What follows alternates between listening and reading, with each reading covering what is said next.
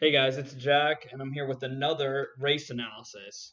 This time I'm going to be racing a Zwift race. This is in the Zwift World Tour Series, which is a team formatted race. So you're in a team of 4 to 6 people, and you compete in 8 races in a row in different formats. So here we are coming up to the start right now. As usual, Zwift races start very, very hard. You can see I hit 650 watts right at the beginning. And you can see from the bar on the right that everyone else in the group is well above their threshold. And this is traditional in Zwift races. I'm not really sure why, but it's especially important in the beginning stages of these races to stay in the group because in Zwift, once you get detached from the group, it is near impossible to get back on. And that's something I would rather avoid. I don't want to get dropped 17 seconds into this race. So I just dig in and stay in the group. So a little bit about this race specifically. This is on the Richmond 2015 Worlds course, but in the reverse direction. So that means we're immediately descending right now, and we're going to descend onto the back of the 2 hills that you would normally do in the opposite direction. And me and the team that I'm with went over this before, and we knew that these hills were going to be probably the biggest points on the course where a split could be made. So you can see we are on the flat right now, but I still need to stay at quite high wattage because everyone else in this race knows how important these 2 hills are. They're pretty short hills, but they are really steep. So we'll see as we come up to them. We're already coming up onto the first one, almost less than 2 minutes into the race. And you'll see that everyone else is definitely aware that they're very important. And also because the first 10 across the top of the hill receive points towards the overall Omnium, which will go to decide who wins the Zwift World Series. And you can see here we are now starting the climb. It's going to get progressively steeper. It's already up to 7% grade. And you can see I already need to be at high 400 watts to stay with this group. I'm already up to 199 beats per minute. That's nearly as quick as my heart can go. I can probably only put 2 or 3 more beats per minute onto that.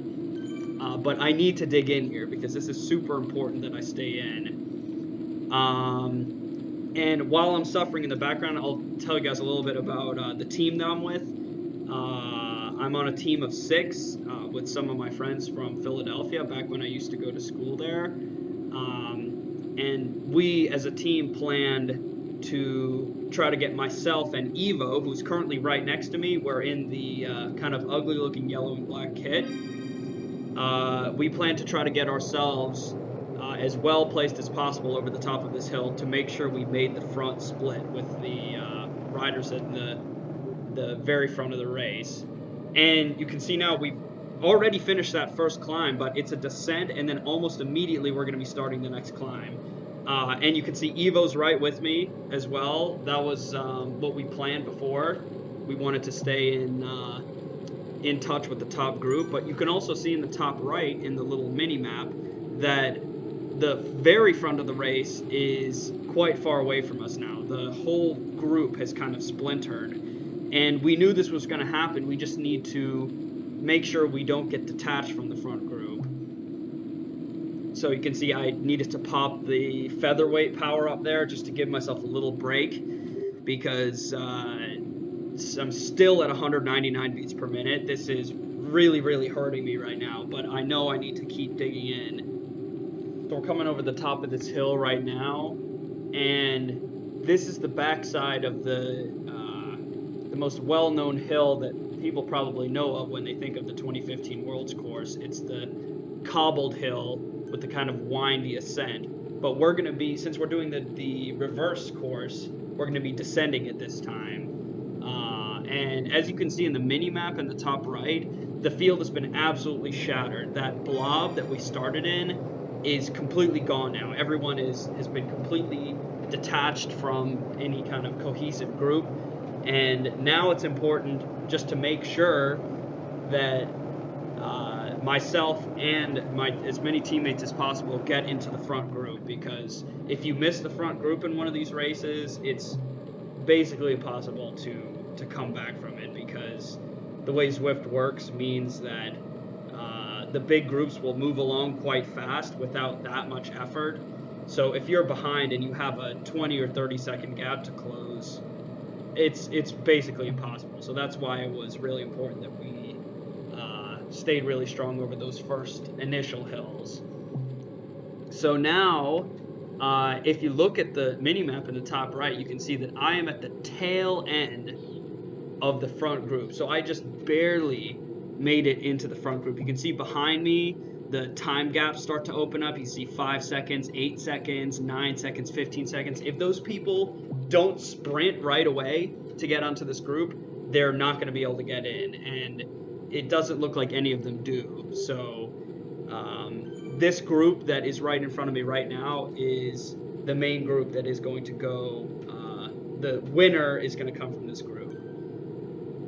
So this part of the course is pretty boring. It's basically flat, and we're just going to be moving forward and setting up for a small climb back up into the flats, and then there's going to be another flat sprint point that awards points for the Omnium.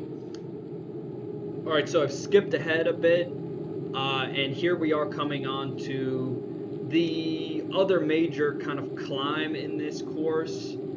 This is the climb where we're coming back up from the flat section that I just showed you guys, and we're going to be going back up to the flat loop. And on that flat loop, as I said before, there's a sprint point there, and it's going to be a bit after we come up over the top of this climb, so there's going to be some flat riding. But at this point in the race, as you can see, I'm doing a good amount of power just to stay in this group. I'm really hurting now. 192 beats per minute is really a lot of work. I was really hurting now. So I had already planned in my mind that I wasn't going to go for the sprint point that's coming up. Also because even if I was feeling good, I doubt I could outsprint many of the guys in this group. This is a pretty high level field. But the strategy here was that my teammates and I wanted to get as many of us in as high a place as possible for the finish, because the finish awards points as well, and it descends all the way down to the last place. So that means everyone who crosses the finish line at the end of the race gets points for their team, and the higher up you are, the more points you get. So obviously the winner of the race gets the most points, and then it descends down through 10, and then through 20, and then through 30. So it's not completely useless that I'm here. I'm just trying to hang on and place as high as possible in the finish too. I do have a teammate here, Evo. He's also in the yellow and black kit, and I think he's also on a green Tron bike as well.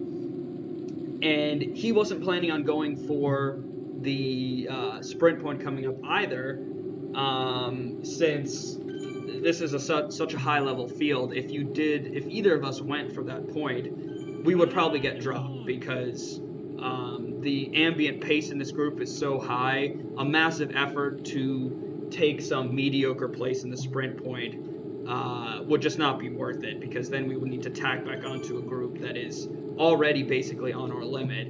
As you can see, I'm still at 194 beats per minute, even over the top of the hill, because this group motors along at such a high speed and requires quite a high zone for me to stay in the group. It means that I couldn't even contemplate sprinting for one of these.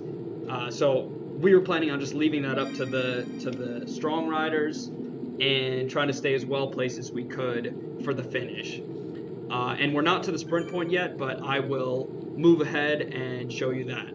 So here we are. We're just about to turn left onto the main flat section of the course where the sprint point is going to be. And like I said before, both my teammate and I are not planning on going for the sprint point.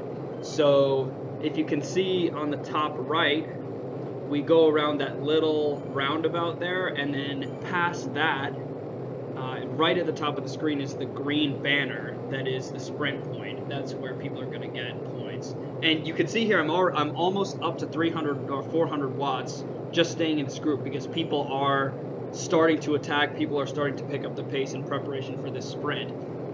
And since we aren't going for it, we're just trying to stay as efficient as possible in this situation. But we do err on the conservative side, and what actually happens is as we go through the sprint point, we're on the wrong side of a split. And the front group is made up of A riders that went for the sprint point or riders that were following them. And you can see now in the map on the top that the A group is completely strung out and it's split into two groups. And I'm right on the back of the second group. And luckily these groups do get back together again, which is lucky. But in a bit that's not going to matter, and I'll show you guys why. So here we're descending off that flat we were just on, and we're going to go repeat those two hills from the beginning.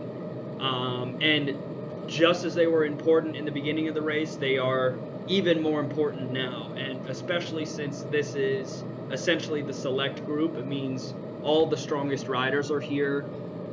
All of the teams that have strong riders who are planning to go for these sprint points are in this group.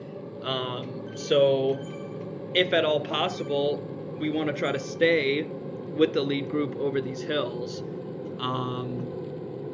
And so right now we're on the flat and we're just about to start the reverse of the climb. And it's only the first climb that gives points, but only to the first 10 over the top of the hill.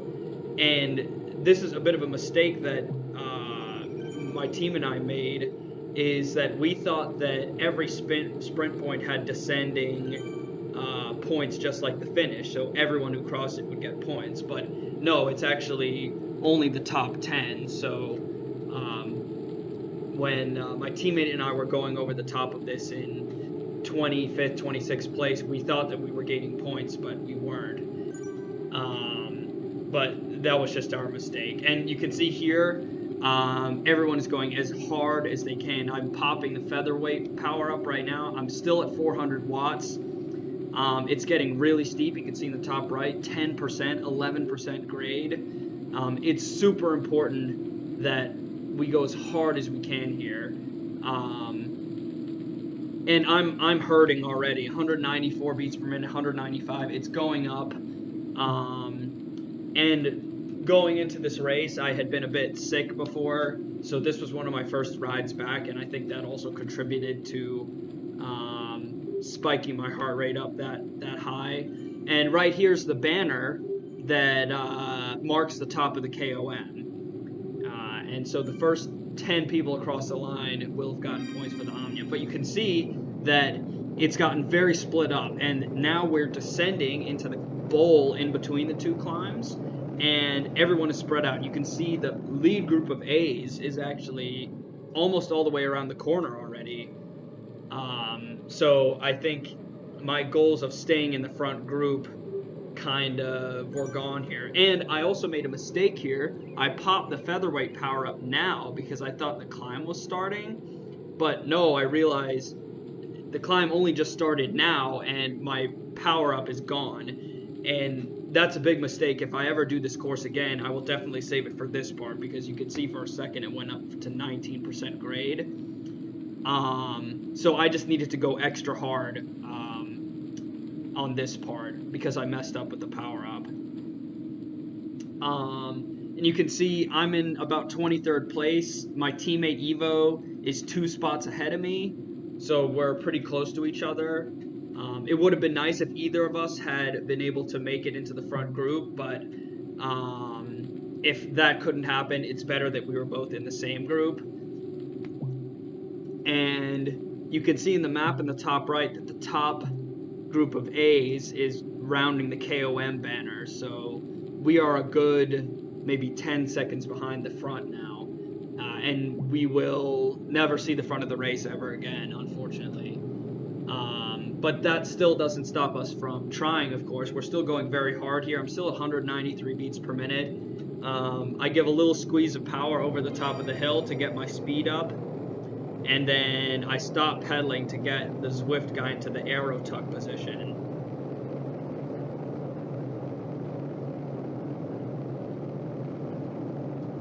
And this little group of riders just ahead of me is going to be the group of riders that I end up in until the end of the race.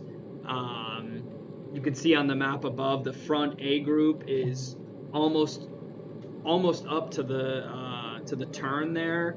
So we're a good 15-20 seconds behind them. And like I said before, in Zwift, it's very hard to close a gap like that. So unfortunately, that's the win up the road. But my teammate and I still do try to make something happen out of this group, because when we do come up to the finish, it does matter how high we place, because the points on the finish line descend all the way down to the very low places. So I've skipped a bunch here, but that's because basically nothing happened. The second sprint point, the one that we went over before, the flat one, it was pretty irrelevant for this group because it was only the top 10 places that mattered. So all of those places were going to get taken by the group in front of us. So we just kind of rolled through it in this group. But here we are. We're now 1.2 miles to go. The pace is starting to go up a bit. You can see I'm at 300 watts or more at the back. And I only have the drafting power up, which is that van next to my power number. And that power up means that I get an increased draft benefit for 30 seconds. So because I didn't have an aero power up, it meant that I didn't want to be leading out the sprint, really. I wanted to follow someone who was attacking early. So I tried to do that, but you'll see it doesn't really work out for me, but it does work out for my team, because Evo is still here in this group, and he's the kind of guy that will do well in a group sprint. But in the back of my mind as well is whatever strategy that I want to do should also benefit him if it doesn't work. And you can see there is someone attacking off the front here, and what I want to do is wait until someone attacks. And see here, someone attacked, and I turn on my drafting boost and I follow them. But what happens is I pass them so quickly, I just decide to attack. And this is my attack, but I'm really tired at this point, and I can see that I haven't even managed to get more than a second gap over the people behind me. So as the group comes up behind me, I start to lay off the power a bit, and you'll see in a second everyone comes swarming by me. Yeah, so I tried to tack back on to this group, but it's just not going to work. And you can see there goes Evo. He's going by me right now in perfect position because the entire group accelerated to follow me, and now he is able to sprint through them, which is very advantageous in Zwift. And he's able to get a good place out of this group. And so at this point, there's 11 seconds to the next person behind me. So I just roll it into the finish here because my attack didn't work, and sometimes that's just how it is. And these are the results. You can see I got 22nd place, and Evo got 16th place, which is really great out of this group. Here's a more detailed view of the finishing list. You can see that we finished about 40 seconds behind the lead group, but still pretty good overall for the caliber of this field. Evo and I scored points, and then we also had 4 other teammates in the groups behind us that were able to put together some points too. So anyway, thanks for watching, guys. Stay tuned. I have the next race in this series coming up. It's a team time trial. I'll be uploading that pretty soon. But thank you.